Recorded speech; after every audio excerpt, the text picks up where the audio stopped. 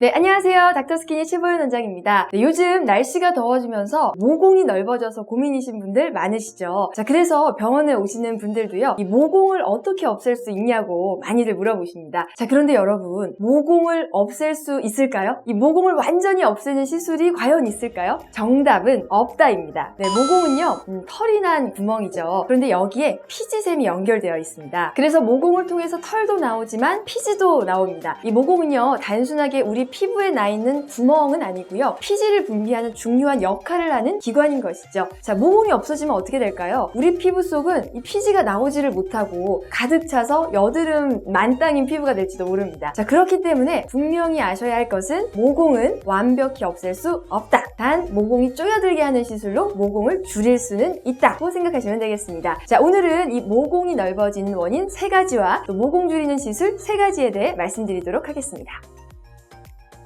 자, 먼저 모공이 넓어지는 원인에는 크게 3가지가 있는데요. 자, 첫 번째는 피지 분비량이 많아져서입니다. 모공에 피지선이 연결되어 있어서 모공으로 피지가 분비된다고 했죠. 그렇기 때문에 피지 분비량이 많아지게 되면 피지가 분비되는 길인 모공도 넓어지는 것입니다. 특히 요즘과 같은 더운 여름철에는 피지 분비량이 늘어나기 때문에 모공도 함께 커지는 것이죠. 자, 두 번째는요, 각질이나 노폐물이 많이 쌓여 있을 때입니다. 각질이나 노폐물이 쌓여서 모공 출구를 막게 되면요, 그러면 그 안에 있는 피지가 밖으로 배출이 안 되겠죠. 노폐물이나 각질이 막고 있으니까. 그리고 피지가 점점 안쪽에 보이면서 모공은 넓어지게 됩니다. 네, 세 번째는요, 피부의 탄력이 떨어지면서 모공이 늘어지는 경우입니다. 모공은요, 3D로 생각을 하셔야 합니다. 피부에 길다랗게 뿌리를 내리고 있는 형태이기 때문에 피부 속에 존재하는 모공은요, 피부에 탄력이 있으면 모공을 쫀쫀하게 잘 조이고 있기 때문에 모공이 넓지 않습니다. 자, 그런데 30대 이후 나이가 들수록 우리 피부에서 콜라겐이나 엘라스틴이 감소하게 되는데요. 자, 그렇게 되면 피부 탄력이 감소하면서 피부가 늘어지고 결국 모공을 조이지 못하니까 모공도 늘어지고 넓어지게 되는 것입니다.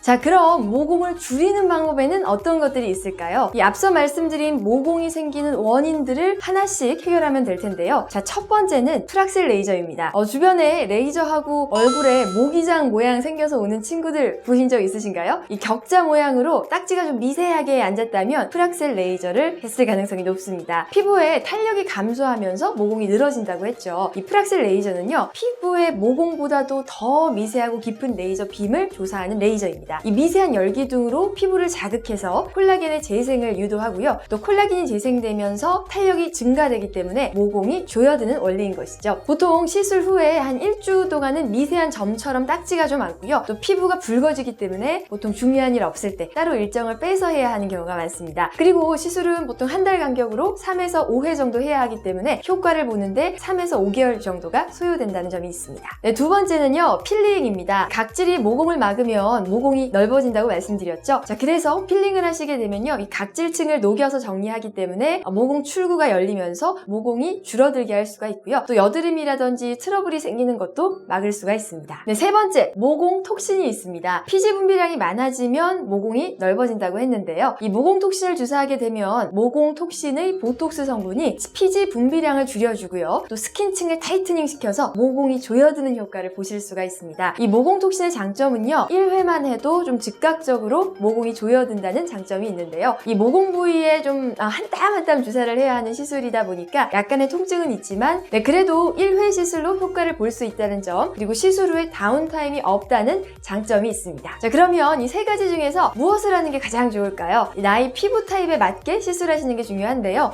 저 같은 경우는 피부가 좀 건성이고요. 그리고 피부가 좀 얇은 편입니다. 하지만 좀 여름이 되면 코랑 나비존 부위는 또 피지량이 많아져서 모공이 좀 넓어지는데요. 그래서 저 같은 경우는 일단 필링으로 각질 정리를 좀 주기적으로 해주고요. 그리고 코랑 나비존은 모공 톡신을 합니다. 프락셀을 하기에는 제가 피부가 좀 얇고 또 매일 진료를 보고 환자분들 대해야 하다 보니까 일주일 동안 좀 표시가 나는 프락셀은 부담이 있어서요, 한 번 시술로 효과를 볼 수 있는 모공 톡신을 선호하는 편입니다. 네, 반면 피부가 좀 두껍고 모공이 넓다, 또 예전에 여드름이 있어서 여드름 흉터도 있다, 그리고 일주일 정도의 다운타임은 뭐 괜찮다 하시는 분들이라면 프락셀이 효과적일 수 있습니다. 진피를 피부를 자극해서 피부 재생을 유도하기 때문에 여드름 흉터에도 도움이 될 수 있습니다. 네, 오늘은 모공 줄이는 방법 3가지에 대해 말씀을 드렸는데요. 모공은 정말 없어질 수는 없다. 모공은 줄이는 것이다. 이 개념을 잊지 마시고요. 이런 시술 외에도요. 이 평소 세안을 좀 꼼꼼히 해서 피지나 노폐물을 제거해 주신다든지 또 사우나 등을 피해서 모공이 이완되는 것을 좀 막아주시는 등 생활 습관 개선도 함께 해주신다면 더욱 좋을 것 같습니다. 감사합니다.